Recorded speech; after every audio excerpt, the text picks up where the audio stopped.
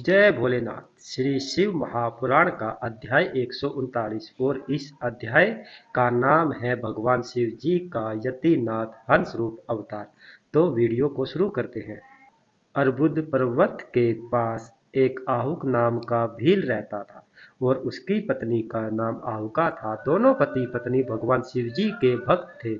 एक दिन की बात है कि आहुक अपनी पत्नी आहुका के लिए जंगल में भोजन के लिए बहुत दूर निकल गया। तब वहां पर भगवान शिव जी यतिनाथ का अवतार लेकर आए और भील की पत्नी आहुका से बोले कि क्या मैं एक रात्रि के लिए यहाँ रुक सकता हूँ। तभी वहां पर भील आहुक भी आ गया और वह यतिनाथ बने भगवान शिव जी से बोला कि मेरी कुटिया में तो बहुत कम जगह है।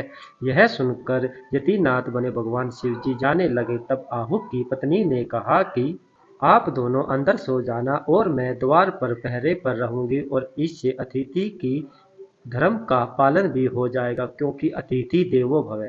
यह सुनकर आहुक बोला कि तुम दोनों अंदर सो जाओ और मैं द्वार पर पहरा दूंगा।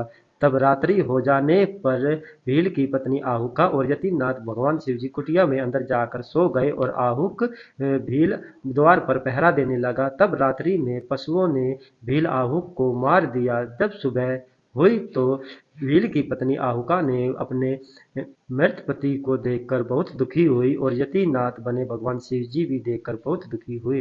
तब भील की पत्नी ने कहा कि आप दुखी मत हो, क्योंकि मेरे पति ने धर्म पर अड़ुड़ रहकर अपने प्राणों की आहुति दी है और आप अपने गंतव्य को चले जाएं। भील की पत्नी की बात सुनकर भगवान शिव जी बहुत दुखी हुए और तब भील की पत्नी आहुका यतिनाथ बने भगवान शिव जी से कहा कि मैं अपने पतिव्रत धर्म के अनुसार अपने पति की चिता में जलकर सती हो जाऊंगी। और उसकी बात सुनकर भगवान शिव जी अपने असली रूप में प्रकट हुए और उससे कहा कि मैं तुम्हें वरदान देता हूँ कि तुम दोनों अगले जन्म में राजा रानी बनोगे और मेरे सन्यासी रूप वाला शरीर हंस बनकर तुम्हारी सहायता करूंगा। और तब भगवान शिव जी के आशीर्वाद से भील राजा होकर निषाद देश में उत्पन्न हुआ और उसका नाम नल पड़ा। और उसकी पत्नी आहुका विदर्भ राजा की पुत्री दमयंती के रूप में उत्पन्न हुई। तब भगवान शिव जी ने हंस रूप में उन दोनों का विवाह कराया। तब से भगवान शिव जी का हंस और यतिनाथ रूप परम कल्याणकारी है। अगर आपको वीडियो अच्छी लगी हो तो चैनल को लाइक शेयर कमेंट सब्सक्राइब और मुझे फॉलो करें। बने रहे हमारे अध्याय 140 के साथ। जय भोलेनाथ।